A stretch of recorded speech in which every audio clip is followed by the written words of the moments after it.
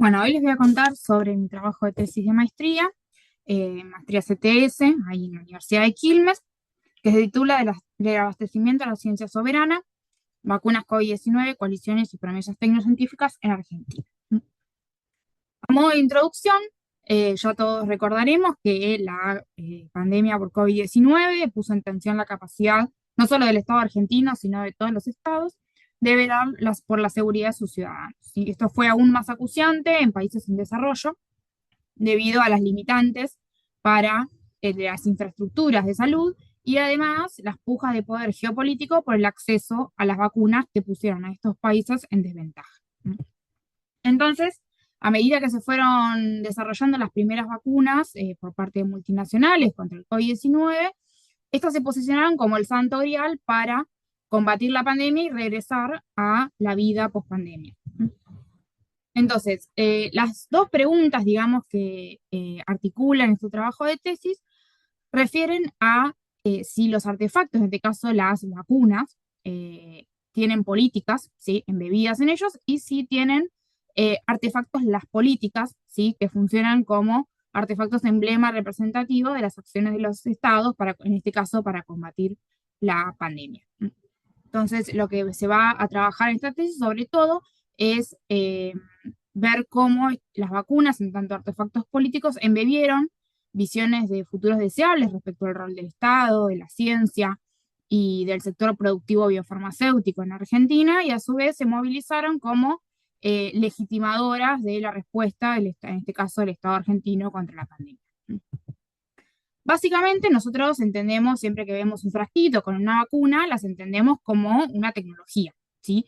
Y miramos desde la parte molecular de estas tecnologías.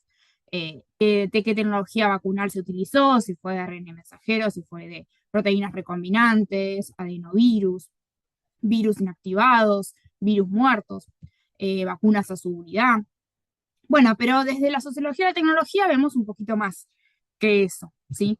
Entendemos, no solamente prestamos atención a la tecnología vacunal, de que está hecho la vacuna, que es lo que recién les comenté, sino también cómo lleva a que distintos países, distintos contextos desarrollen ciertas tecnologías y no otras, ¿sí? Y tengan ciertas capacidades y no otras.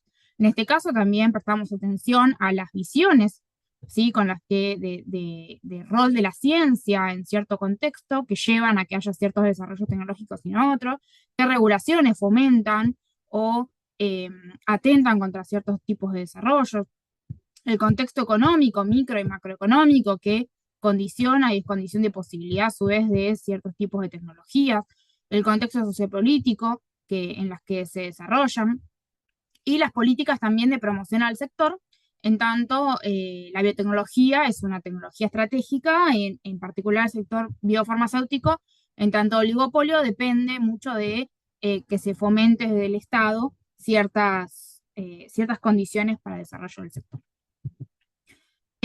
Dentro de todos los elementos que se rastrearon en esta tesis para explicar, ¿sí?, las distintas estrategias que adoptó el Estado argentino con las vacunas COVID-19, por un lado, el rol de la ciencia argentina, ¿sí?, distintos organismos como son la ANMAT, la Agencia Regulatoria, CONICET, el Ministerio de Ciencia, el otro era Ministerio de Ciencia, y la Agencia I+D+I, en la promoción, planificación y ejecución de distintas políticas para fomentar ya sea una base de conocimiento que permitió adquirir ciertos tipos de vacunas que fueran más eficientes, que permitió la producción local de vacunas con tecnología importada y a su vez el desarrollo de distintos candidatos vacunales, de los cuales uno llegó finalmente a ser aprobado por la ANMAT.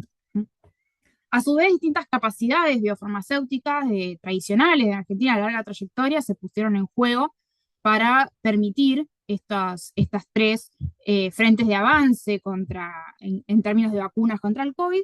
La industria farmacéutica argentina se caracteriza por ser de calidad, una gran proporción de compañías de capital nacional, ¿sí?, que se han desarrollado gracias a ciertas capacidades estatales y políticas que han promocionado este desarrollo.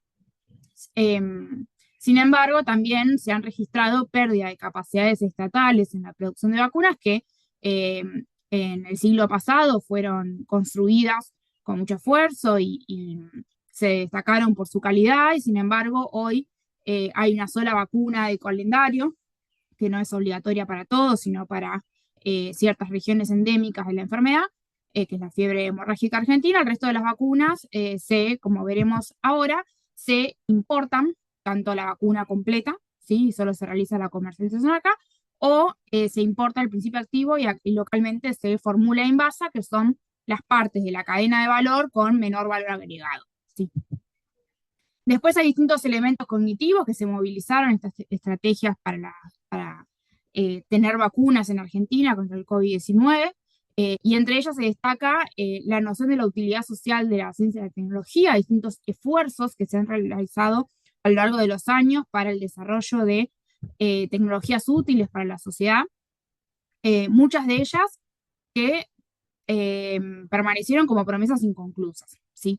Muchas vacunas contra el Chagas, contra el pertusis, contra el dengue, incluso la vacuna de la gripe, que se planteó para desarrollarse y producirse enteramente en Argentina, y sin embargo esta empresa, que posee un monopolio adjudicado por el Estado, solamente importa el ingrediente activo y aquí solo formula envasa, ¿sí? Y el resto de los proyectos que han quedado aún sin ingresar a fases clínicas.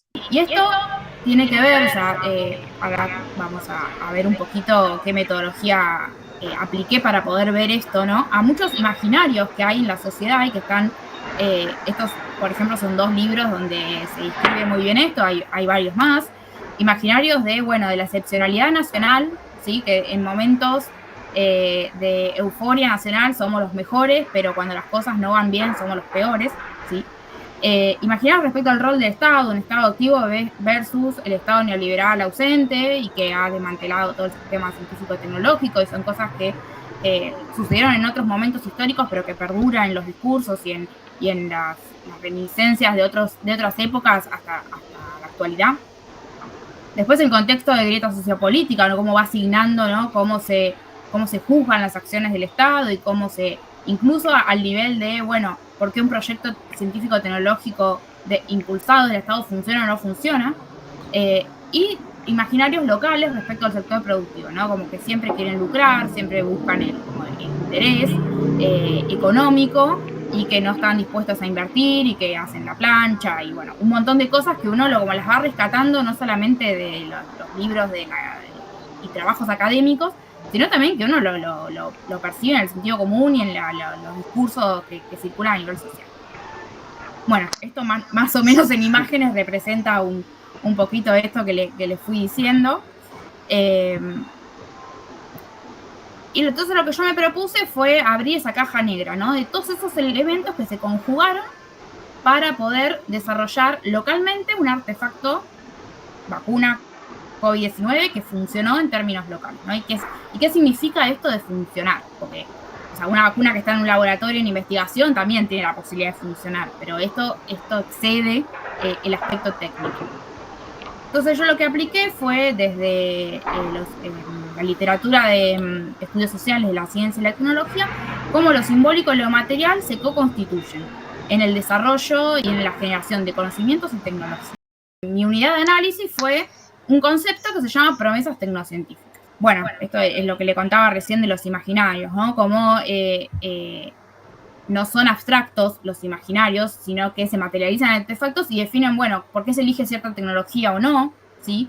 Generan expectativas de qué tecnología y qué visiones de futuro y qué tecnologías permiten alcanzar ese futuro que una sociedad se plantea, ¿sí? En esto la ciencia juega un rol clave por la importancia que tiene y porque generan los conocimientos sobre los que se construirán esas tecnologías. Pero en particular, yo lo que me puse en él fueron imaginarios sociotécnicos, ¿sí? Cómo esas visiones futuras deseables se alcanzan a través de la ciencia y la tecnología. Entonces, un poco también fue abrir la caja negra de, bueno, ¿qué significan estas promesas? ¿No? Y una promesa tecnocientífica se define como visiones de futuros deseables, ¿sí? Que se construyen colectivamente o se circulan en una sociedad para dar respuestas a problemáticas adversas. Esto parece muy abstracto, ¿sí? Pero el concepto de promesa tiene como implícita cierta materialidad. ¿Por qué? Porque uno, no sé, el Estado promete que se va a desarrollar tal política, bueno, y su materialización es, bueno, se hizo tales líneas de investigación, se generaron tales desarrollos científicos, entonces eso va generando como cierta irreversibilidad de qué tecnologías, qué capacidades se van generando en los distintos países en relación a un sector particular, en este caso el sector biofarmacéutico, ¿no? Y las promesas se componen de dos elementos que son clave. La legitimidad de por qué se eligió esa tecnología y no otra, ¿sí? Por qué esa solución a esa problemática y no otra. Y elementos de credibilidad, ¿sí? Cómo se sostiene la credibilidad de esa promesa, ¿sí? Entre los distintos actores que participan en estas coaliciones. Bueno, estos son algunos memes, ¿sí? Que tienen que ver, remiten un poco a la época de la pandemia, ¿sí? Y el de Ginés es mortal, ¿no? Pero bueno, un poco lo que yo hice fue, resumiendo, partir del concepto de coproducción, la co-constitución entre lo simbólico y lo material en relación a la ciencia y la tecnología, los imaginarios, ¿sí? Cómo lo simbólico, ¿sí? Es relevante para ver cómo se viven ciertas tecnologías, por qué se elige desarrollar ciertas tecnologías y no otras. Las promesas, sí, cómo se dieron estas dinámicas entre los actores, que es lo que le contaba Galo, ¿no? Que yo abordé un poco estos consorcios público-privados y cómo se asociaron actores para desarrollar ciertas tecnologías frente a la pandemia. Y todo esto lo hice desde el análisis sociotécnico, ¿sí? Del funcionamiento, no funcionamiento. ¿Por qué ciertas tecnologías con todos los elementos que implicaba funcionar en este contexto y otras no? Bueno, hice un análisis documental, ¿sí? En particular con herramientas de análisis de discurso para intentar pescar estos imaginarios y también entrevistas en profundidad a distintos actores del Estado, del sector productivo privado, biotecnológico, biofarmacéutico, y a investigadores que han participado en los distintos proyectos. Entonces yo lo que identifiqué fueron 3 fases, ¿sí? Que estaban solapadas en el tiempo, pero por los actores y las tecnologías que implicaban estaban diferenciadas entre sí. Una fue la adquisición de vacunas extranjeras, por compra de tecnologías de paquete cerrado, la producción local de vacunas con tecnología importada, como fue la de AstraZeneca por mAbxience y la Sputnik por Richmond, y el desarrollo de vacunas contra el COVID local, en particular me centré en el caso de Arva, que fue la que finalmente se materializó en una vacuna aprobada regulatoriamente, ¿no? Y estas 3 fases remitían a distintas promesas, ¿sí? De acceso a las vacunas, tecnoproductiva y autonomía sanitaria. Fueron los 3 nombres que yo les puse por la dinámica que manifestaban, ¿sí? Bueno, la primera promesa, acceso a la vacuna. ¿Qué actores clave identifiqué? Bueno, principalmente el Estado Nacional a través del Ministerio de Salud, que fue el que negoció por las vacunas, el que generó toda la reglamentación necesaria para que esas vacunas pudieran ser adquiridas en las condiciones de presión que había y de urgencia. Y fue el que básicamente organizó después toda la logística para la distribución y las campañas de vacunación, ¿no? Pero esta promesa, en realidad, la problemática que se vio era la pandemia en su momento más álgido y la dificultad de acceso a vacunas por parte de todos los países periféricos, básicamente. Y la solución que se concibió como potable en este momento fue la adquisición de la tecnología paquete cerrado, ¿sí? O sea, directamente importada. El artefacto emblemático en esta promesa fue la Sputnik, porque fue la primera y fue la que permitió el avance de la campaña de vacunación y el efecto de demostración, ¿no? De que toda esta política que se estaba llevando a cabo desde el Estado estaba funcionando. Después la segunda promesa tecnoproductiva fue la producción local de las vacunas por estos 2 laboratorios, mAbxience y Richmond, que produjeron los componentes a nivel local. mAbxience produjo el ingrediente activo, mientras que Richmond importaba el ingrediente activo de Rusia y formulaba y envasaba, pero tuvieron que desarrollar un montón de capacidades, porque ninguno de los dos, ni mAbxience ni Richmond, estaban en el mundo de las vacunas. Ellos, mAbxience, producen anticuerpos monoclonales y Richmond producía algunos biológicos, pero no era su área de expertise. Entonces tuvieron que o tercerizar etapas, o ayornar sus plantas, o adquirir conocimiento, know-how para hacer estos desarrollos, y fueron aprendizajes que les quedaron, ¿no? Y que ellos decidieron meterse en ese ámbito porque concebían también que participar en estas dinámicas les dejaba, aparte de los aprendizajes, vinculaciones no solamente con el sector público, sino a nivel internacional, y los posicionaba de otra forma. También hubo, bueno, mucho escepticismo público respecto a, bueno, por qué estos laboratorios en particular, por qué, por también el tema de por qué no se liberaban las patentes, por qué no se producía del sector público, ¿sí? Pero bueno, tiene que ver también con que estos laboratorios tenían la espalda financiera y la capacidad de, bueno, poder ayornar su producción de forma rápida para poder ponerse rápidamente a producir las vacunas, ¿no? Y finalmente el desarrollo de la vacuna ARVAC, que fue un caso emblemático, fue la primera vacuna desarrollada de pe a pa, o sea, desde su diseño hasta su producción enteramente en Argentina, a nivel nacional. Implicó un montón de cosas que antes no habían pasado, ¿sí?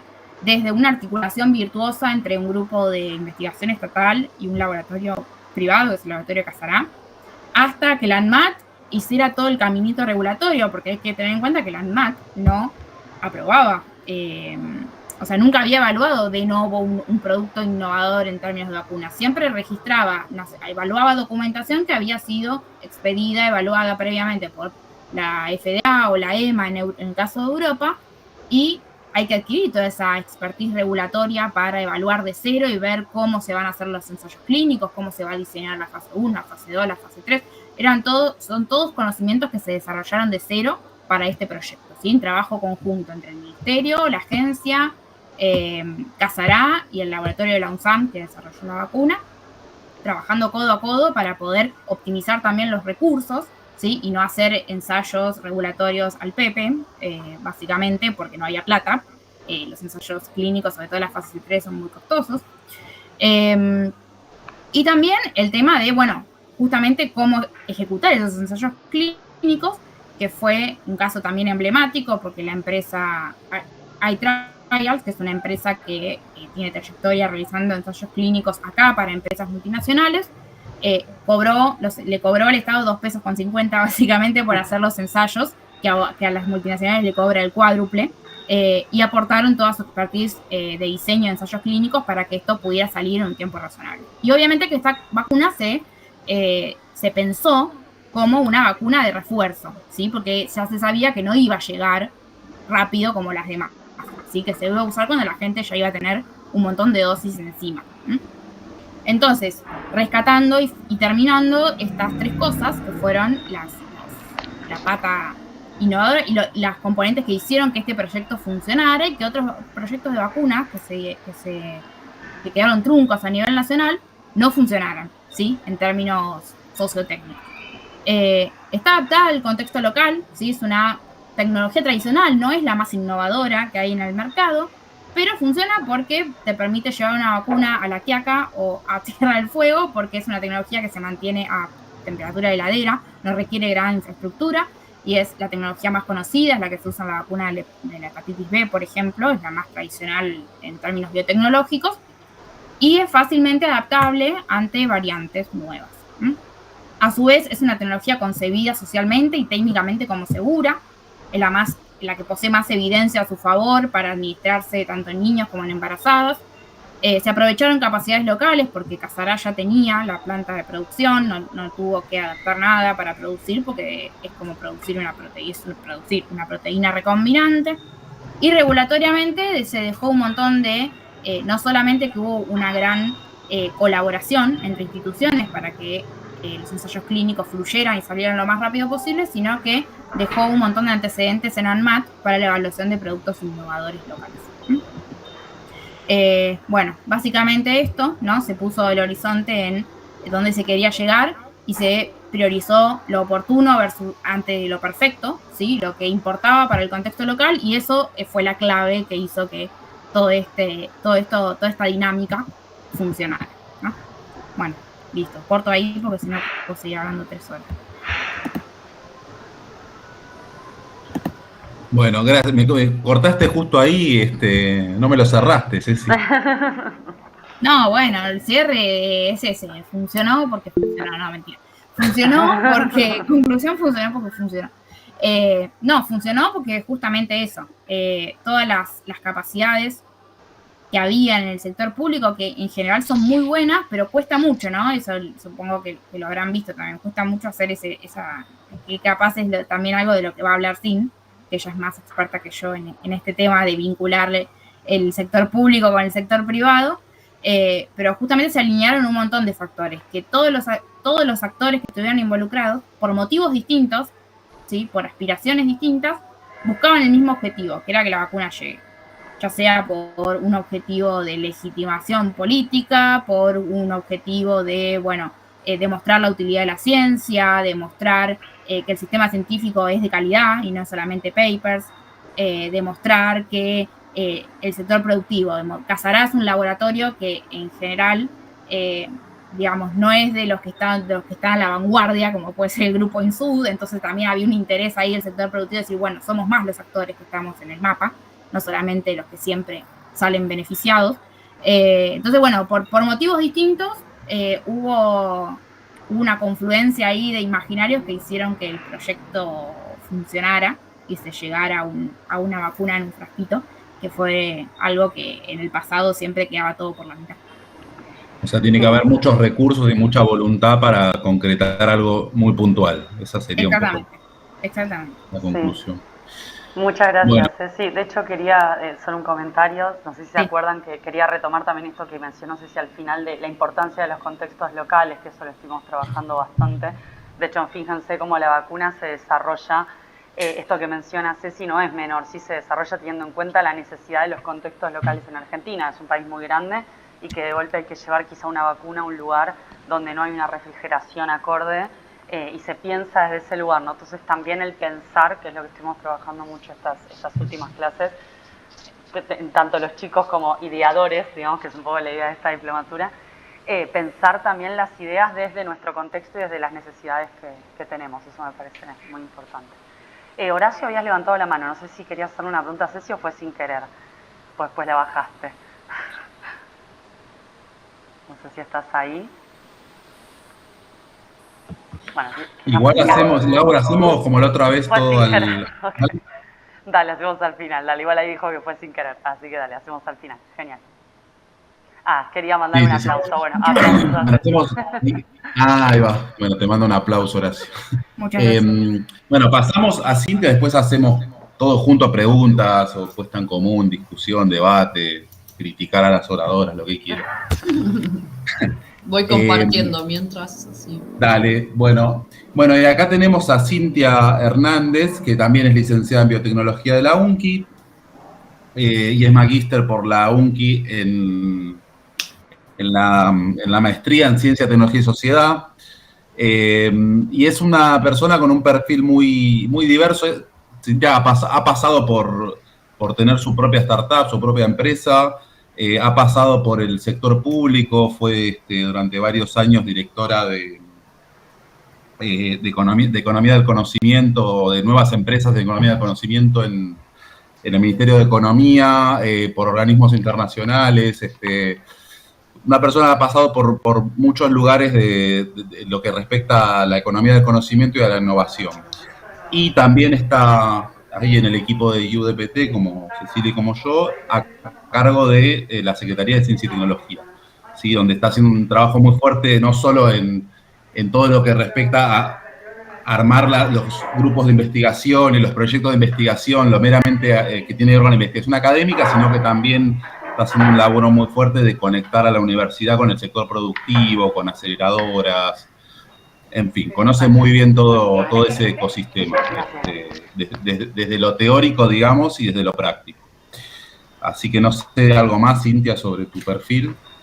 No, ya, gracias por la presentación. Bueno, yo lo que les propongo es, voy a romper un poco la dinámica que propusieron los profesores a cargo de la clase, pero si tienen alguna duda o consulta, que intervengan, porque así también es más entretenido, me parece, para todos. Bueno, yo voy a hablar un poquito de algunas cosas que fuimos observando quizás a lo largo de las trayectorias profesionales, tanto la propia como trabajo bastante en lo que es la investigación, por decirlo de algún modo, con Darío Kotner y Paulina Becerra. Entonces algunas cosas que íbamos visualizando tratábamos de ir conceptualizándolas y nada, también creo que me considero como una gestora, entonces como bueno, todas esos conceptos que íbamos desarrollando, después tratando de implementarlos, ya sean políticas públicas, en acciones concretas de vinculación con empresas o con el sector de la investigación. Así que nada, les voy a contar un poquito algunas cuestiones que fuimos estudiando para pensar estrategias para favorecer el desarrollo de empresas de base tecnológica y particularmente de las biotecnológicas, porque como soy biotecnóloga me siento como más cómoda en ese mundillo. Entonces, para plantear un poquito el orden de los temas, vamos a hablar primero de la CBT como herramientas de fomento a la innovación, las empresas de base tecnológica. Y es eso, es como un primer cuestionamiento es, bueno, ¿cómo surgen las empresas de base tecnológica? Ordenar un poco conceptualmente ese proceso de generación de empresas de base tecnológica, por mostrar un poquito el estado actual de las startups tecnológicas en la región, conceptualizar un poco también el tema del Valle de la Muerte, digamos, que tan mencionado es en el mundo emprendedor, y como Galo les mencionaba, yo estuve dedicada unos cuantos años al desarrollo de una startup biotecnológica y escuchaba como todo el tiempo en las capacitaciones, en reuniones, en política del Valle de la Muerte, bueno, como qué implica conceptualmente el Valle de la Muerte y qué cosas podemos hacer para disminuir el riesgo de transitarlo. Bueno, acá después me voy a meter un poquito en el proceso de gestión y ahí les voy a presentar una herramienta que desarrollamos en el contexto también de la tesis de la maestría. Discutir un poco sobre algunas estrategias que vienen siendo medio como tendencia para el desarrollo de startup tecnológica y cómo se pueden adaptar al contexto local en el ámbito de la biotecnología. Y ahí empezar a meter algunos temitas de modelo de negocios, innovación de abierta y formatos organizacionales y después un cierre respecto a todos estos temas. Entonces, bueno, ¿por qué las CBTs nos parecen importantes? ¿Por qué lo pensamos como una herramienta de fomento para la innovación? Y es una de las herramientas de fomento de la innovación, porque después uno puede pensar, bueno, puedo fomentar la innovación a través de favorecer algunas estrategias de transferencia tecnológica para que el conocimiento difunda con mayor eficiencia al sector productivo, puedo promover actividades de innovación dentro de las empresas. Entonces, bueno, la CBT es como una de las herramientas que pueden favorecer el desarrollo de la innovación. Entonces, bueno, también, ¿por qué son un instrumento interesante? Porque eso también promueven, están tan arraigadas al tema de la innovación más disruptiva desde lo tecnológico, que suelen ser las tractoras, digamos, las traccionadoras de la sustitución de tecnologías maduras. Y eso también es interesante ir pensándolo en congruencia con el trabajo colaborativo con empresas ya más consolidadas, porque hoy en día, en un contexto más globalizado, digamos, poder ser competitivos para las empresas es una herramienta de mantenerse vigentes y activas en el mercado. Entonces, bueno, las CBT también serían como una herramienta interesante, por un lado, para traccionar el conocimiento que se genera en las instituciones académicas y científicas, pero por otro lado también para que se nutran las empresas más consolidadas. Y la idea del concepto de innovación, a diferencia del concepto de invención, es que, bueno, todo este proceso de desarrollo, este proceso de innovación tiene que terminar en el mercado como una nueva tecnología, un nuevo producto, un nuevo servicio que tenga adoptantes, ¿sí? Eso es como la diferencia fundamental con las invenciones. Entonces se dice, bueno, como este proceso innovador suele ser con incertidumbre bastante alta, y en general esa incertidumbre se suele asociar a los procesos de validación de la funcionalidad de las tecnologías, porque uno inicia ciertos procesos de desarrollo y decide tomar cierta trayectoria tecnológica sin tener la certeza de que esa va a ser la que efectivamente funcione. Suele ser complejo y acá la complejidad tiene que ver con diferentes factores, por ejemplo, los requerimientos, los altos requerimientos que tiene la industria biotecnológica sobre equipamiento o infraestructura especializada. Hay un eje de complejidad que está asociado al desarrollo del negocio, ¿sí? Porque acá estamos pensando en generar eso, una compañía, una empresa que instale un producto, un servicio en el mercado, no solo que desarrolle una tecnología funcional. Entonces ahí hay una complejidad adicional que se suma que muchas veces desde los ámbitos científicos no solemos tener tan en cuenta. Y también la otra cuestión que viene asociada al Valle de la Muerte es la sostenibilidad. Cómo transito la totalidad de ese proceso innovador de manera tal que no me termine quedando muriendo en el Valle de la Muerte, ¿no? Entonces, bueno, ¿qué herramientas qué estrategias puedo aplicar o desarrollar para tener un proceso innovador que sea sostenible? Más en el contexto actual en el que hoy en día es, bueno, hay épocas en las que tenés financiamiento, hay épocas que no hay financiamiento.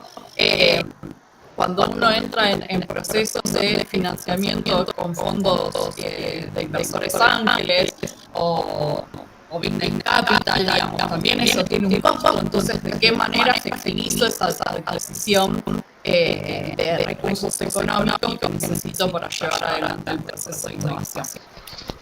Entonces, bueno, en algún punto el diferencial que tienen las CBD es que buscan explotar resultados de I+D que van a ser la base conceptual de la tecnología que me va a traccionar como mi proceso innovador y ese diferencial que requiere una startup para lograr incorporarse en el mercado. En general, las startups tienen que tener diferenciales, suelen anclarse en las tecnologías que van a ser el corazón del negocio. Y esto es importante porque de esa manera logran diferenciarse, logran ser competitivas, se logra una diversificación de la matriz productiva, es decir, es como uno apela a que estas empresas de base tecnológica generen nuevos tipos de productos que me amplíen la oferta actual, tratando de además agregar valor, generar exportaciones y así también como mejorar la balanza de pago de los países, ¿no? Por eso es como que suelen ser interesantes desde el punto de vista político. Entonces acá también como para introducir como un aspecto más que después vamos a profundizar es que yo puedo identificar con un poco más de claridad, porque hablamos de startup, de emprendedor, de la EBB, qué sé yo, si hay una empresa en el Valle de la Muerte, si hay una empresa, si una startup, qué cosa, digamos, si podemos empezar a caracterizar ese proceso y ordenarlo un poquito, también podemos entender el rol de los investigadores, los emprendedores y los empresarios dentro de ese proceso. Y eso también va a ser porque si yo no soy investigador y quiero ser emprendedor, bueno, no sé si quiero después el resto de mi vida ser empresario.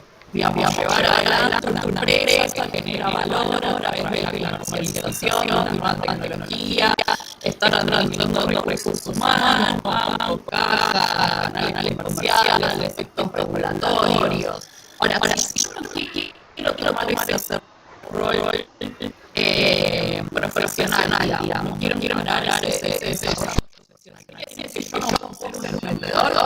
No, bueno, porque hay diferentes instancias, diferentes etapas que tienen diferentes roles y que uno puede armar la estrategia de desarrollo de negocio tecnológico entendiendo cuáles son sus objetivos de desarrollo profesional y tratando de organizar y entregar adecuadamente en la instancia en la que uno quiere retirarse y volver a ver a su casillero inicial, digamos, en el juego de la banca. Quiero volver a ser investigador, pero quiero generar valor con mi investigación. Se puede hacer emprendedor. También puedo decidir dejar de ser investigador y pasar a ser una empresa, ¿no? Pero digamos, está bueno tener como esta opción en mente. Hay alternativas que manejar. Entonces, en principio, nosotros definimos que el emprendedor es el que gestiona el proyecto de desarrollo de nuevo negocio, ¿sí? Que gestiona el proyecto de generación de una nueva empresa de base tecnológica. ¿Sí? Hay que diferenciar del empresario que es el que está gestionando administrativamente, comercialmente, operativamente una empresa. ¿Sí? Y quizás se va a tratar de un empresario como más binario, en función, o no, digamos, pero es como, tiene todos los aspectos que atender, a diferencia que el emprendedor, que en general lo que tiene que hacer es tratar de validar, ¿sí? El modelo de negocio que propone y la tecnología que va a ser el corte agregado de valor del negocio. Entonces, bueno, ahí como los empleos de trabajo son diferentes. Entonces nosotros decimos que lo que ocurre entre que uno plantea la idea de negocio y viene con la empresa de base tecnológica es el estadio startup. ¿Sí? Que son organizaciones temporarias que tienen como objetivo es validar técnicamente mi propuesta de valor y validar el modelo de negocios. Y ese estadio es el que requiere atravesar el valle de la muerte. Entonces, para entender un poco cuál es el lado actual... Perdón, ¿te puedo hacer un comentario? Aprovecho, ya que dijiste aprovecho y les meto a los chicos ahí. Esto que está diciendo Cintia es súper interesante porque ayuda un montón a ordenar, que es un poco también lo que estuvimos viendo en la clase pasada. Les hago nada más la aclaración, que acuérdense que lo que vimos es que muchas veces estos dos términos son fluidos, sobre todo para determinados financiadores. Por ejemplo, Fonarsec tiene la línea EBTs, creación y fortalecimiento, ¿no? Que es lo que vimos en la clase pasada. Entonces, creación, en realidad ellos lo usan indistintamente como la creación de una startup, y para fortalecimiento ya piden un modelo de negocios validado. Entonces, esto que dice Cintia está buenísimo porque uno lo ayuda a ordenarse, pero bueno, recuerden también que a veces hay financiadores que le dicen EBT a algo que quizá es más un estadio de startup, ¿no? A veces pasa eso. Quería hacer este comentario. Sí, ahí esto como cabe la aclaración que hace Laura y refuerzo sobre este punto, que es como nosotros empezamos a organizar conceptualmente estos temas, pero claramente no es que todo el mundo toma como nuestro concepto y lo aplica. No, esta normativa se va a llamar como de determinada forma, sino que nos parece como interesante poder diferenciar esos estadios, que después lo que ocurre es eso. Acá no lo tengo, pero nosotros trabajamos, por ejemplo, en base a la matriz que diseñamos, poder clasificar los diferentes instrumentos. Y hay veces, al no tener claridad, como en los diferentes estadios puede tener este proceso de innovación, lo que se termina sucediendo es como que todos ocupan todo, entonces son poco específicos, o están todos como dentro de la misma área, entonces terminan compitiendo por los proyectos y quedan fases del estadio de desarrollo sin acompañamiento, por ejemplo. Entonces es decir, bueno, entonces acá tenés un gap en el que se profundiza el Valle de la Muerte. Así que bueno, nosotros este es como el ordenamiento conceptual que tratamos de dar. Entonces, bueno, las startups Deep Tech, sí, en América Latina vienen siendo una tendencia bastante importante. Tenemos México, Brasil y digamos, Argentina. Hay diferentes países que tienen mucho desarrollo de startup, algunas con mayor valor, otros con menor valor. Entonces ahí Argentina, Brasil y Chile se resaltan en la cantidad de startups. Esto también acompañado porque, bueno, van teniendo el desarrollo de un ecosistema de acompañamiento al desarrollo de startups, emprendedores y generación de empresas de base tecnológica, que permite que cada vez haya más desarrollos en la región. Ahora, cuando miramos dentro de estas startups, lo que es biotecnología ocupa el 61% como de áreas de conocimiento, ¿no? Después tenés inteligencia artificial, nanotecnología. Entonces, para mostrar que, digamos, hay,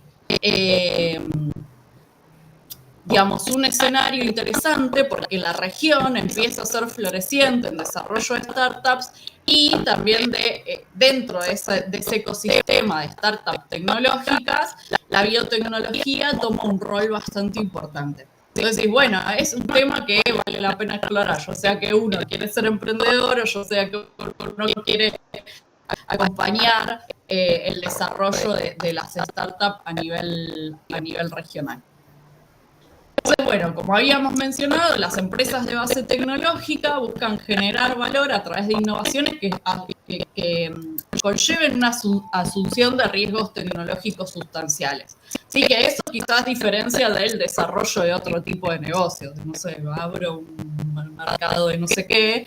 Digamos, bueno, acá en particular no solo tengo que lograr que ese negocio sea sostenible, sino que además tengo que desarrollar una tecnología y para eso tengo que asumir un riesgo sustancial. Entonces, esto implica una complejidad que coordina, por un lado, los requerimientos de validación tecnológica, pero por el otro, los requerimientos de validación del modelo de negocios. Y a su vez, lo que necesito es lograr que en este proceso de validaciones, tener la sostenibilidad económica lo más tempranamente posible. Entonces, bueno, acá como es un gráfico que un poco muestra, bueno, entonces el estadio de startup es el que atraviesa el proceso innovador y es el que tiene asociado el Valle de la Muerte, ¿sí? Entonces, una vez que yo validé la oferta de valor y que tengo ingresos que superan, ¿sí? O que igualan o superan el requerimiento de costos que yo tengo para el desarrollo de la actividad, puedo decir que ya tengo una empresa, una EBT consolidada. Ahora, cuando los ingresos son menores a los requerimientos económicos que yo tengo, ahí estoy atravesando el Valle de la Muerte, ¿sí? O sea, tengo más requerimientos de lo que puedo producir por mi propia actividad económica. Entonces, sí, bueno, ¿cómo hacemos para achicar este Valle de la Muerte? Y uno diría, es como, bueno, tengo que tratar de hacer que ese proceso sea sostenible económicamente lo más tempranamente que yo pueda. Entonces, para eso, nosotros consideramos que es importante poder caracterizar ese proceso de innovación, ¿sí? Y esto surge un poco porque en algún momento, no sé, participando en concursos de emprendimiento, decís, che, la pucha, o sea, estoy compitiendo con uno que ya tiene una plataforma web en marcha, yo tengo un montón de requerimientos de equipamientos que el otro no tiene y yo estoy en fase de idea de negocio, el otro tiene una planta piloto validado. Bueno, es como, todo eso es lo mismo. Todo eso no es lo mismo. Todo eso cada uno de esos estadios requiere diferentes recursos para poder avanzar al siguiente nivel. Y los resultados que voy a obtener al pasar al siguiente nivel van a ser diferentes en función del estadio inicial que yo tenga, ¿sí? Entonces es importante poder entender cuáles son las etapas que una startup requiere atravesar para lograr esa sostenibilidad y atravesar el Valle de la Muerte.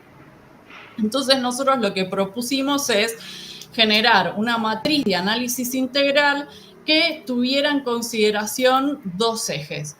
Uno, asociado al despliegue de madurez tecnológica, ¿sí? Que es qué nivel de madurez tecnológica, y para eso utilizamos una simplificación de los TRL que se generaron en la NASA, que lo que permiten es tener como una escala validada y sistémica, ¿sí? Que tiene diferentes estadios que están adoptados y consensuados básicamente a nivel global y que además permite ser comparativo entre diferentes tipos de tecnología.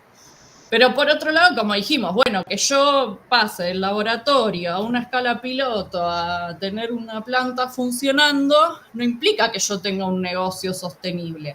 Entonces lo que incorporamos es un eje para poder evaluar el nivel de despliegue comercial.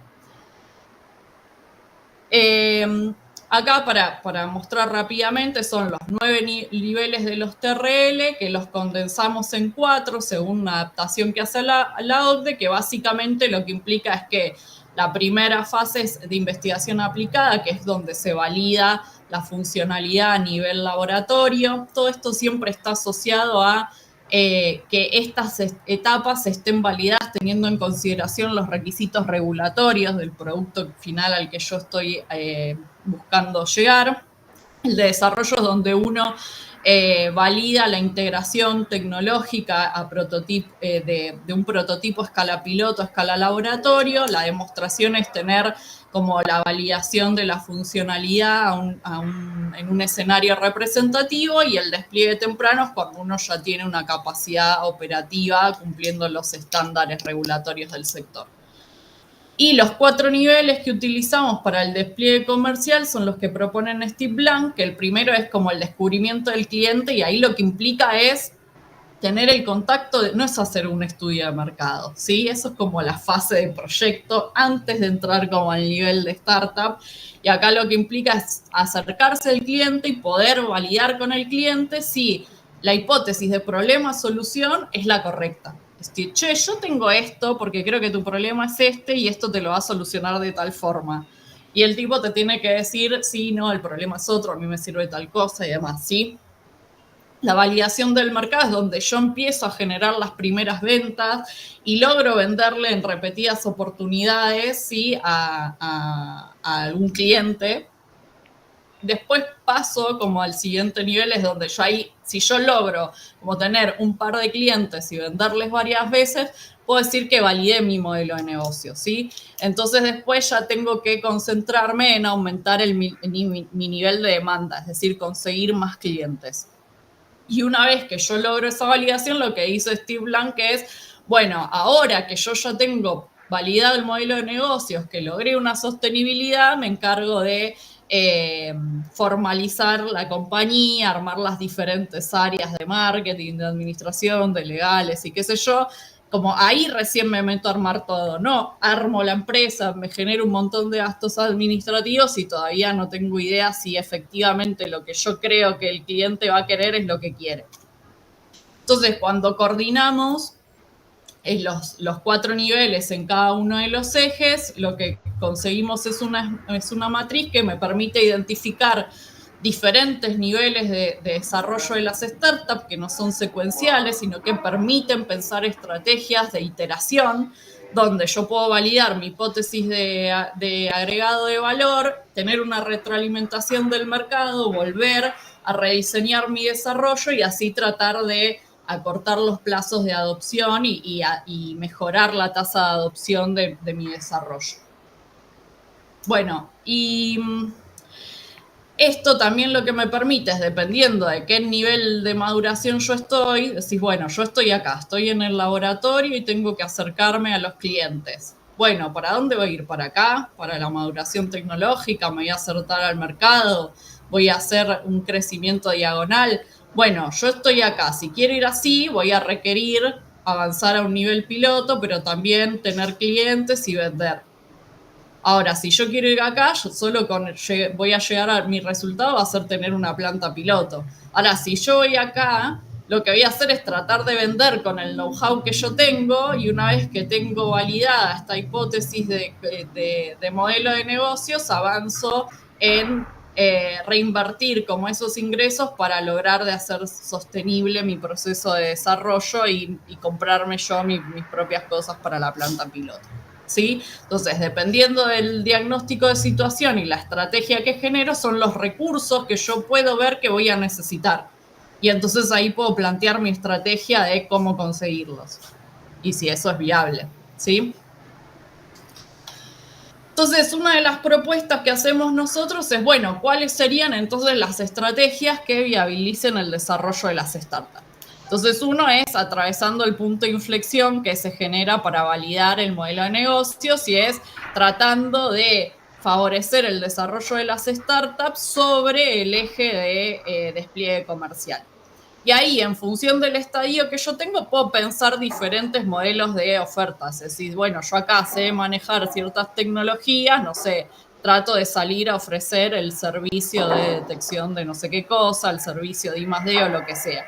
Si yo tengo, por ejemplo, una tecnología validada a nivel prototipo, ¿sí? A nivel piloto, y puedo buscar algún adoptante y venderle el know-how.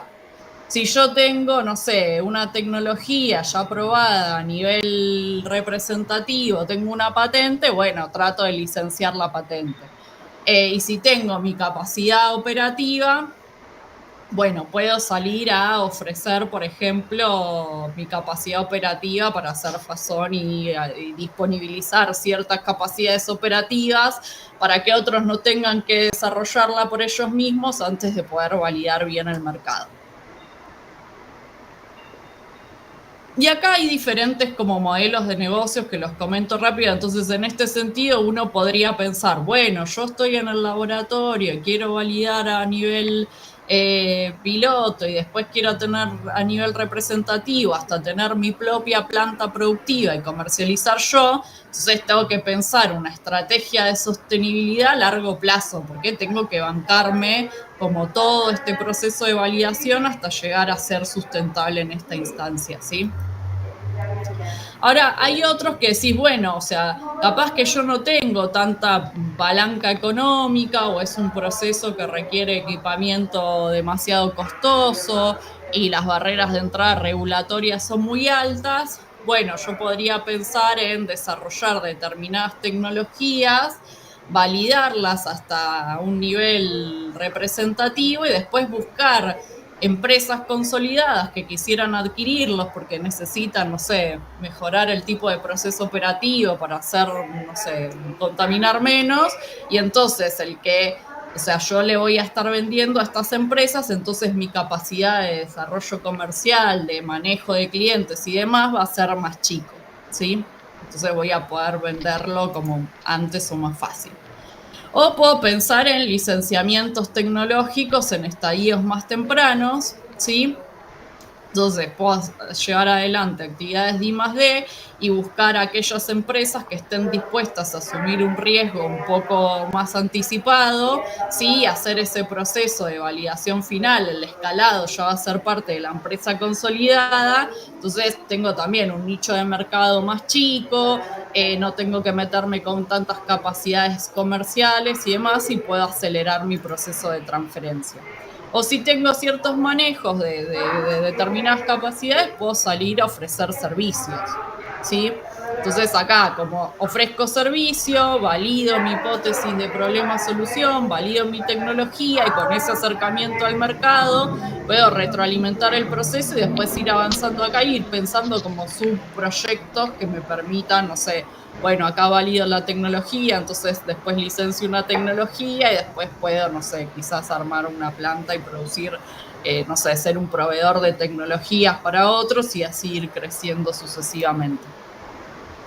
Y si soy una empresa que ya tiene capacidades productivas, puedo tratar de adquirir ciertas tecnologías, ¿sí? O productos que me permitan innovar de manera más acelerada. En lugar de yo estar haciendo como mis propios desarrollos, puedo adquirirlos y llevarlos al mercado, que quizás es mi know-how. O sea, yo ya tengo capacidad operativa, tengo cadenas de distribución, tengo clientes, cumplo las normativas regulatorias, entonces me meto como con ese conocimiento más específico que tan necesario es para el desarrollo del proyecto. Entonces, en ese sentido, si podemos pensar, o sea, desde las estructuras organizacionales, no hace falta que sea una SA, una SRL, digamos, puedo ser un grupo de investigación, ¿sí? Y salir a vender los servicios tecnológicos. Puedo ser, no sé, una organización para las unidades, por ejemplo, ejecutoras de ofertas de servicios en las instituciones, eso, explotan comercialmente el conocimiento que se genera en una institución. Entonces yo no quiero meter en esa, pero tengo ciertas capacidades de I+D, bueno, hablo con ellos me lo comercializan y de esa forma le agrego valor. O no sé, la organización, un grupo de investigación genera una patente, bueno, puedo armar una empresa para licenciar la tecnología y puedo pasarme como investigador un tiempo hasta implementarla y después volver, o puedo pasarme a ser parte de la empresa. Si soy estudiante, si bueno, yo adquiero ciertos conocimientos dentro de las estructuras académicas y puedo formar una startup, una empresa como un spin-off indirecto, y también puedo llevar a cabo estas actividades de innovación dentro de compañías ya consolidadas y proponer desarrollo, por ejemplo, de nuevas líneas de negocios, lo que se suelen llamar spinning. Entonces, en ese sentido, ahí tenemos otro tipo de estrategias que es, bueno, cuando yo en lugar de tratar de forzar el desarrollo sobre el eje comercial, lo desarrollo sobre el eje tecnológico. ¿Y eso cómo lo hago estratégicamente? Bueno, tratando de cooperar con empresas consolidadas que ya tengan las capacidades operativas disponibles. En lugar de yo estar acá y pensar en esa línea que habíamos visto al inicio, donde tengo que armar la planta piloto, validar, generar los clientes, armar la planta, tener la habilitación y vender, es bueno, yo tengo ciertos conocimientos, le puedo ofrecer mi capacidad innovativa a una empresa, transferirle la tecnología, de esa manera ellos diversifican la tecnología y esa empresa me va a disponibilizar los bienes y la infraestructura para yo probar mi producto sin tener que hacer la inversión por cuenta propia, sino que se hace un convenio de colaboración. Ellos me habilitan la capacidad comercial y administrativa. Sí, ahí a través de licenciamientos, spin-in o diferentes modelos de convenios puedo llevar adelante el desarrollo de las empresas. Y esto en general se viene empezando a mover un poco, son las acciones de codesarrollo. Tampoco es que hay un montón, pero en la región hay bastante de estas iniciativas, bastantes empresas consolidadas empiezan a llevar adelante estas actividades. Y ahí, ¿por qué? Porque ellos buscan rejuvenecer la cultura cooperativa, innovar, solucionar problemas de negocios, expandirse a nuevos mercados, y esas actividades se pueden promover de diferentes maneras. Pueden comprar la startup, pueden invertir en la startup y desarrollar en conjunto, pueden hacer alianzas para eso, para validar prototipos o productos, pueden apoyar el negocio a través de hacer una aceleración, una incubación, pueden compartir recursos, se pueden hacer eventos y hackatones. Muchas de esas empresas muchas veces arman esos challenges o desafíos y buscan que startups o grupos de investigación se los resuelvan. Y acá, para contar un poquito, nosotros desde el IUDPT armamos un programa donde fomentamos la innovación abierta y buscamos que startups se presenten, les disponibilizamos la infraestructura de laboratorio para que puedan hacer validaciones costo eficientes sin tener que montar su propio laboratorio, y también incorporamos empresas consolidadas del sector que los ayuden a validar y a tener una idea más real de lo que implica estar en el mercado y en el negocio y que potencialmente podrían adquirir sus desarrollos.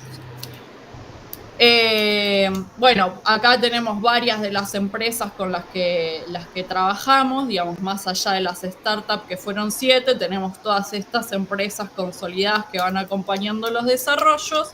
Y nada, ya para cerrar, la idea como un poco es contar como que la matriz es una herramienta que permite como hacer el análisis estratégico de estos procesos de innovación, de hacer caracterizaciones sistemáticas, pero también de usarla como una herramienta para pensar estrategias de desarrollo emprendedor, cómo pensar estrategias de sostenibilidad, pensando en subtrayectorias o subproyectos dentro de proyectos más amplios que permitan acercarme al mercado y lograr la competitividad.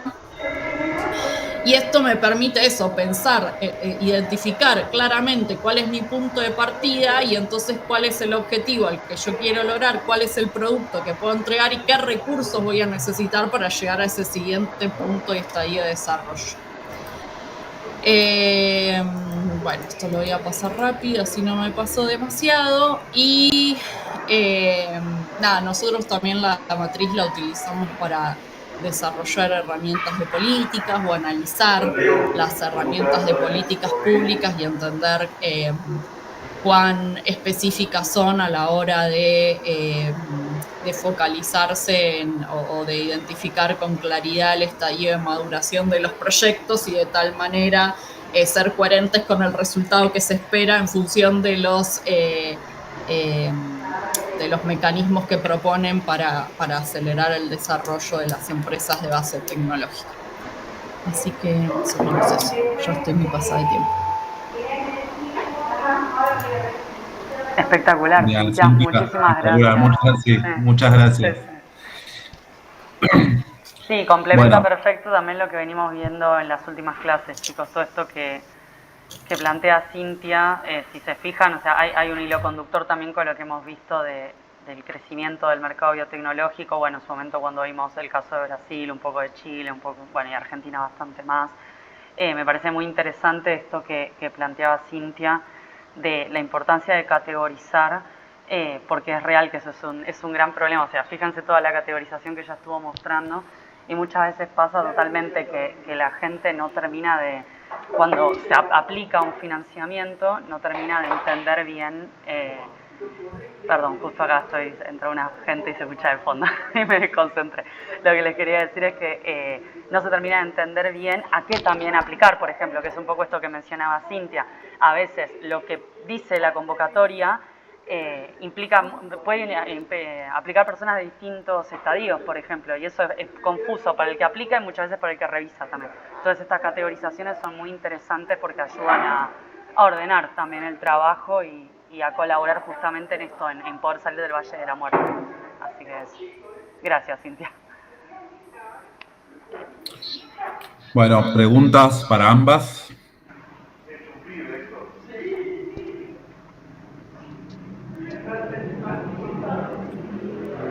Aprovechen, anímense. Dale, María. Dos personas que saben muchísimo el tema, así que este es el momento. Yo quería a Cintia, que me resultó interesante el abordaje que tuvo de su trabajo en realidad,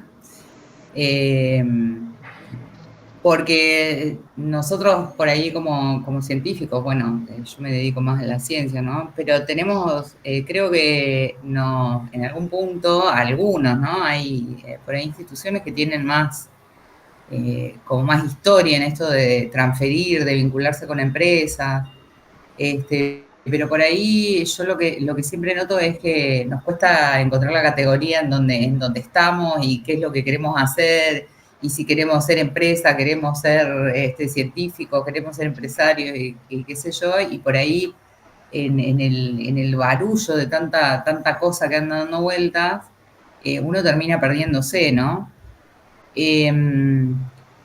Tal vez a mí lo que más me viene interesando en el último tiempo es justamente esto que vos dijiste en un momento de la charla, de buscar una estrategia que sea más, que no sea necesariamente armar una empresa, ¿sí?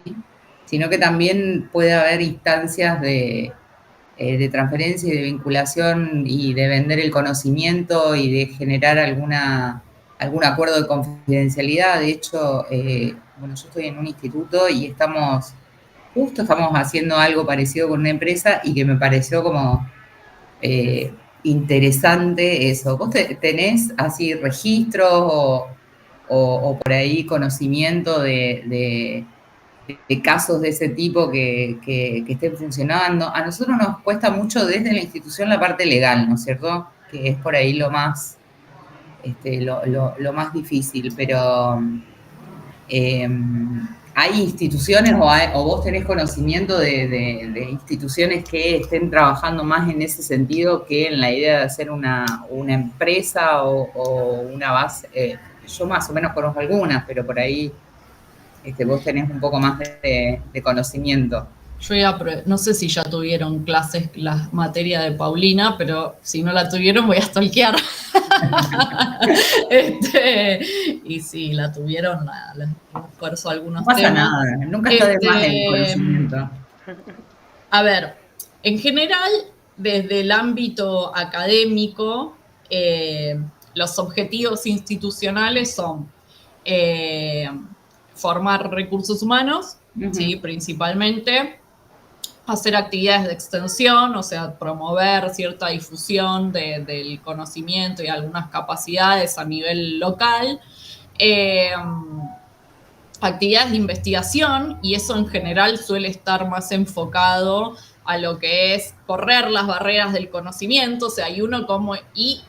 Y ahí aparece como algo más nuevo dentro de la historia de las instituciones académicas, que es la vinculación y transferencia tecnológica. Ahora, ¿qué pasa? Los investigadores en general tienen como incentivos para promover su carrera dentro del ámbito científico es correr las barreras del conocimiento, formar recursos humanos y generar publicaciones. Entonces, sus preguntas y sus incentivos están alineados en ese sentido, ¿sí? Ahora, hay un cambio cultural que se empieza a dar y un montón de acciones que se empiezan a generar para tratar de, sin correr demasiado el eje, los propósitos del investigador, que puedan hacerse preguntas complementarias que les permitan valorizar el conocimiento, ¿sí?, que están generando y llevando a cabo. Porque no quiere decir que si uno piensa estratégicamente en cómo empaquetar ese conocimiento, y esto lo van a escuchar de Darío también y de Paulina, cómo se empaqueta ese conocimiento, yo puedo pensar cómo transferirlo y apropiarme de parte del valor de ese proceso de innovación. Porque si no, lo que ocurre es que yo lo disponibilizo y ese conocimiento termina siendo parte de procesos de innovación que generan valor. Lo que ocurre es que yo me quedo afuera de esa cadena de valor. Claro. Entonces también hay que ser un poco estratégico en pensar, decir, cómo retroalimento mi propio proceso de investigación. O sea, Darío seguramente en las clases le va a contar, él hizo un trabajo de investigación muy importante que se llama Transferencia Tecnológica Ciega, donde investigaron cómo un montón de... Lo leímos. Bueno, entonces, y cuando uno habla con los investigadores, te dice, ay, no, y las empresas vienen y después le doy la muestra, pues no sé, vienen para un bioinsumo y le dan el bicho, el microorganismo y no vuelven más. Ajá. No, y porque se lo estás dando gratis. Cuando yo publico, y si no publico con una estrategia de valorizar o apropiarme de parte del valor de ese conocimiento, y publico todo. Y si yo te regalo las cosas, lamentablemente en el mundo actual en el que vivimos, es muy raro que alguien venga a golpearnos y a reconocernos económicamente ese esfuerzo.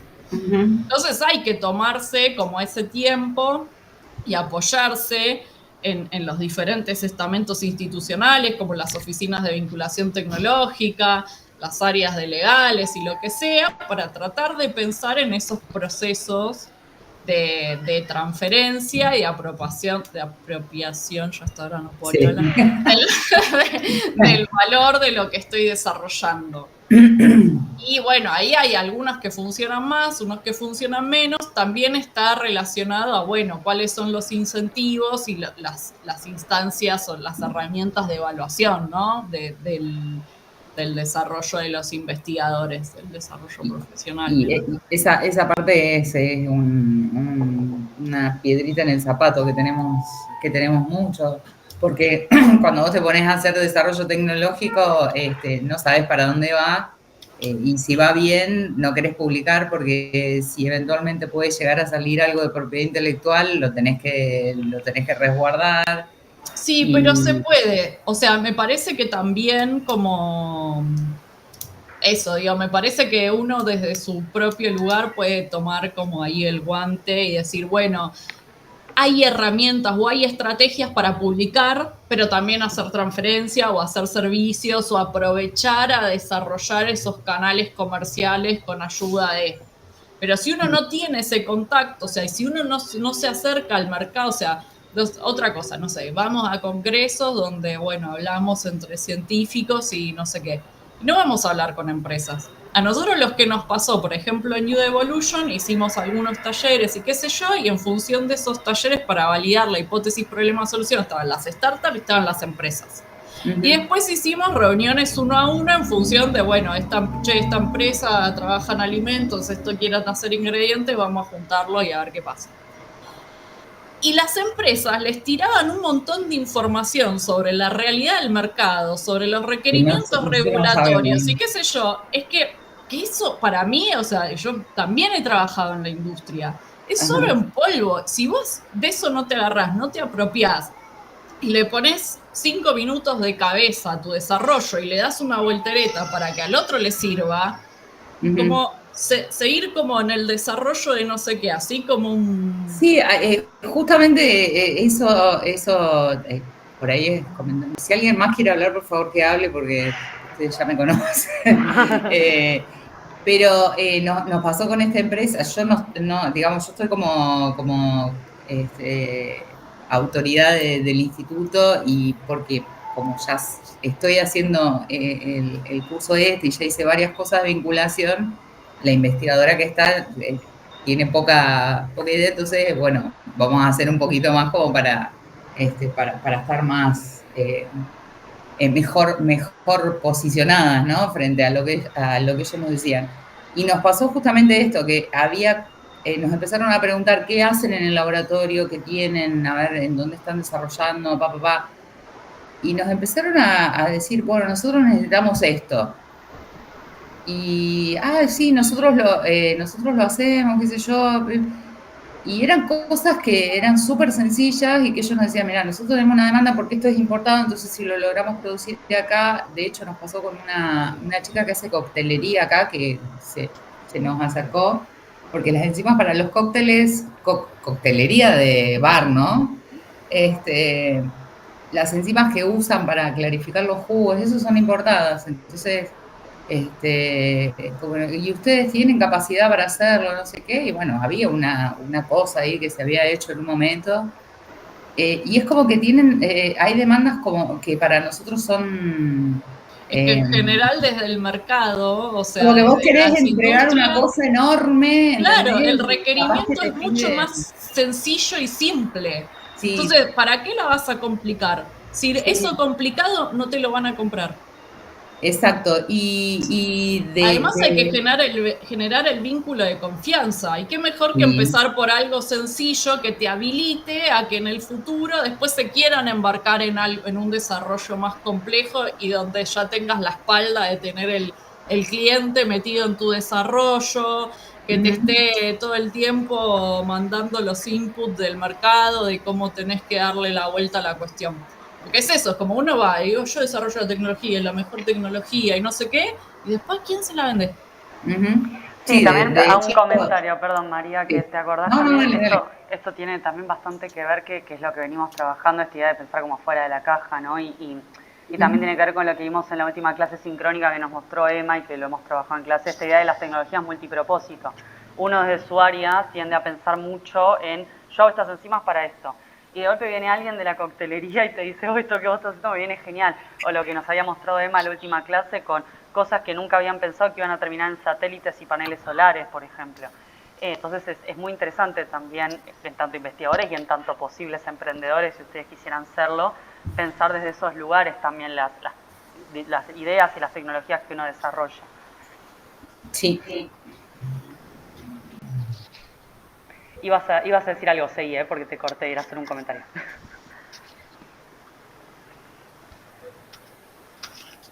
También eso, entender cuál es la realidad del empresariado local, ¿no? Cintia, en la matriz esta que vos mostraste varios caminitos que puede hacer un emprendedor o para llegar a una empresa base tecnológica o para escalar el proceso, etcétera. O sea, hay muchos caminos posibles. ¿Hay algún camino en particular que aparezca en las empresas de biotecnología en Argentina que esté favorecido o que esté más que otros, digamos? ¿Está estudiado eso? Bueno, yo lo estudié en unos casos en la tesis, lo saqué porque ya me aburrí de pero mira, despierto y te digo, esto para mí la gente ya se aburre de escucharlo, pero no. O sea, nosotros en la tesis estudiamos 4 casos en diferentes niveles de maduración. Y lo que veíamos siempre es eso, como estos emprendimientos o estas startups suelen estar dirigidas por recursos humanos profesionalizados en el ámbito científico, suele haber una tendencia en pensar la maduración del negocio sobre el eje de desarrollo tecnológico. Sí. Entonces, lo que hacíamos después es, bueno, analizar si existían potenciales estrategias de promoción sobre el eje de maduración comercial. Pero es un error pensarlo solo en el eje X, que es lo más natural que nos pasa a los científicos, digamos. Yo no hay como respuesta correcta o incorrecta. Lo que uno puede inferir de eso es que, bueno, si yo voy a arrancar desde el laboratorio y tengo que atravesar los 9 niveles de maduración tecnológica para recién ahí salir a probar la comercialización, hay varias cuestiones que entran en crisis. Una es como conseguir el financiamiento para todo ese proceso.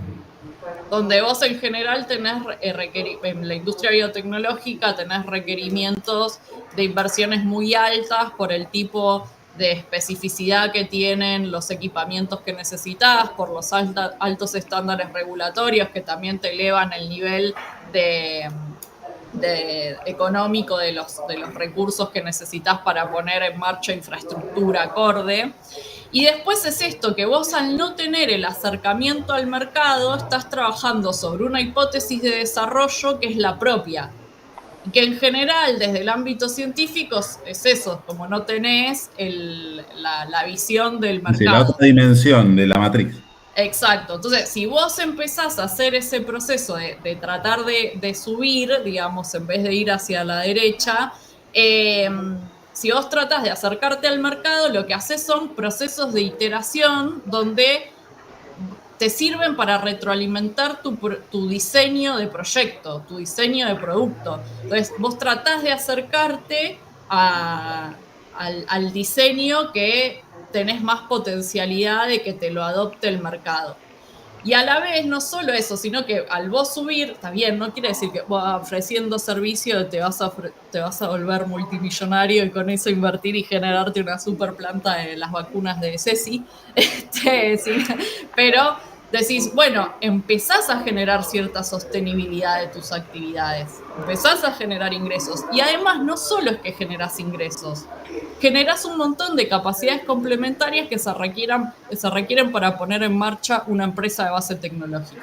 Porque la empresa no te funciona solamente sabiendo cómo diseñar o validar una tecnología. Vos tenés que gestionar recursos humanos, tenés que entender las regulaciones para poder meter el producto o el servicio o lo que sea en el mercado, tenés que aprender a tratar con el cliente, tenés que ver cuáles son los lapsos de pago, te tenés que armar la cuenta para que te puedan pagar y no sé qué, tenés que ver cómo marketineas tu producto.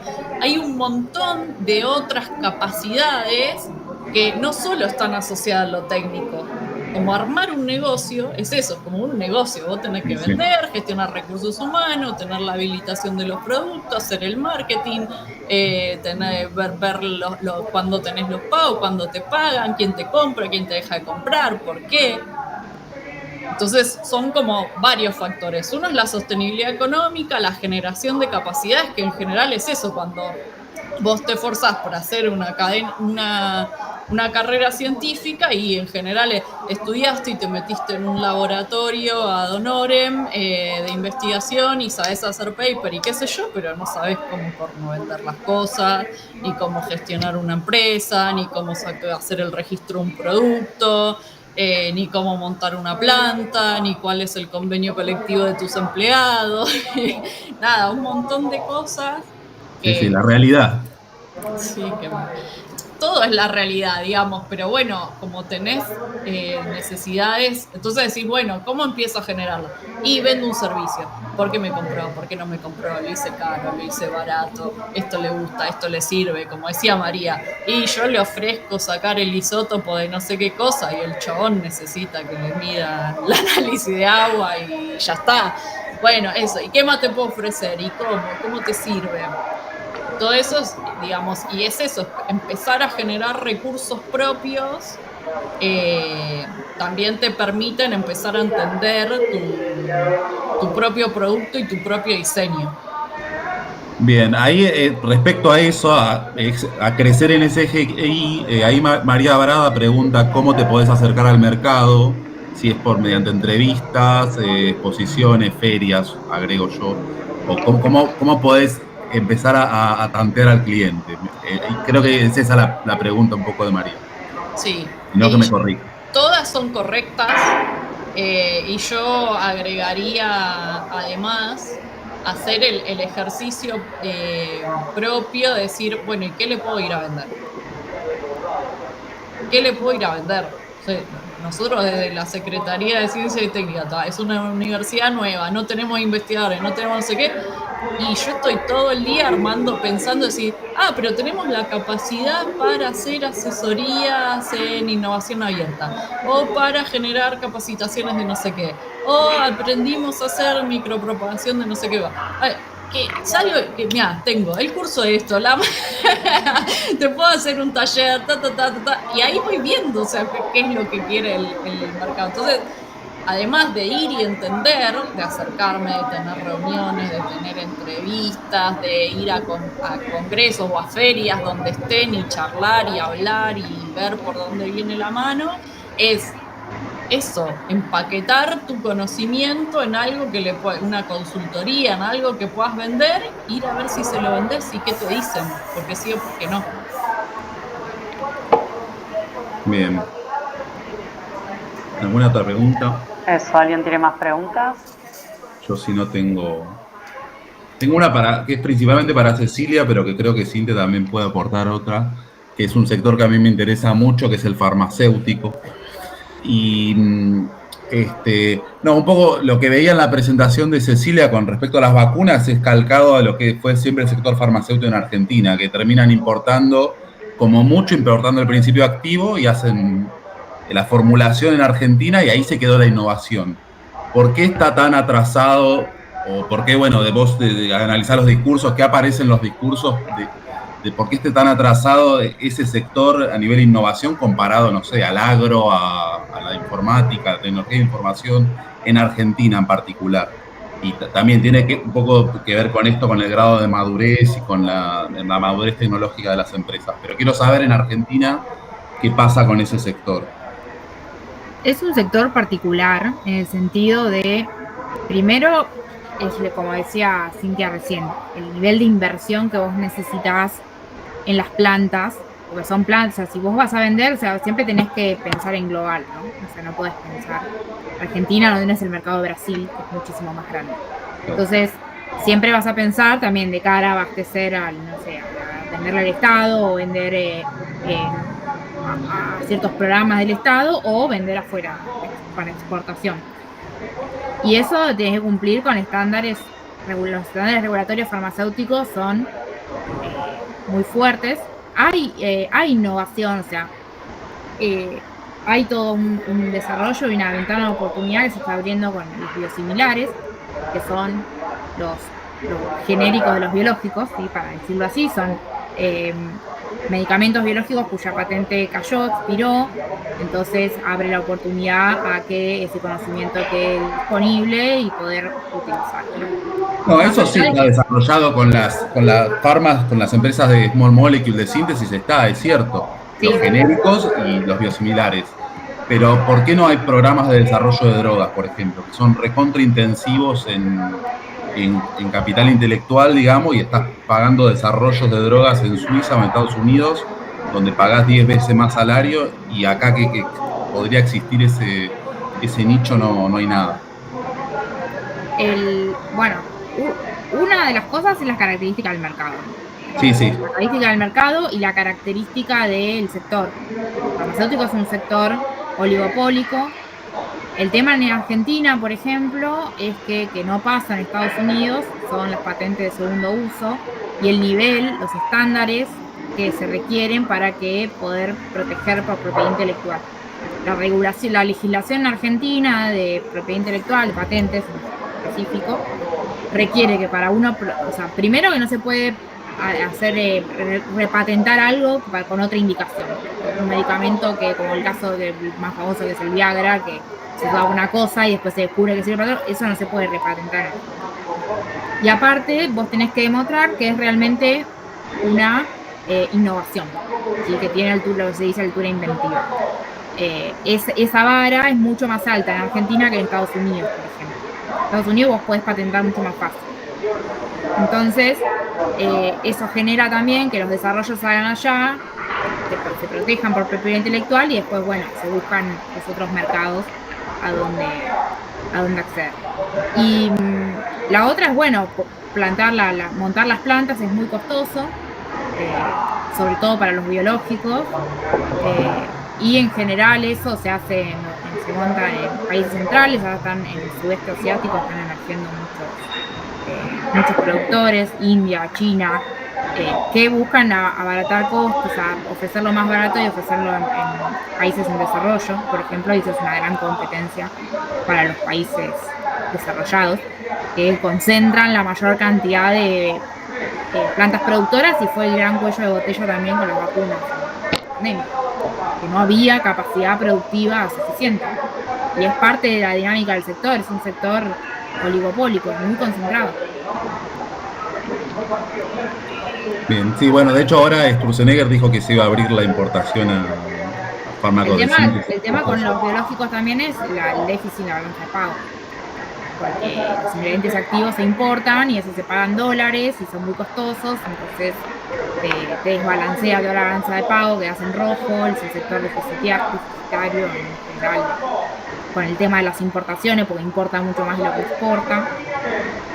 Igualmente hay capacidad productiva local, sobre todo de biosimilares, que vieron la ventana de oportunidad, se están montando plantas, y ahora Richmond, por ejemplo, que incursionó en las vacunas, con el caso de la Sputnik durante la pandemia, a través de un fideicomiso está montando una tremenda planta en Pilar, la planta denominada Vida, que tiene, no solamente va a tener capacidad productiva de biológicos y vacunas, sino que va a tener como bioreactores de distintos tamaños, entonces pueden ofrecer el servicio a institutos de investigación o pequeños o startups, EBTs que necesiten alquilar el espacio para no montarse toda la planta y poder validar sus productos.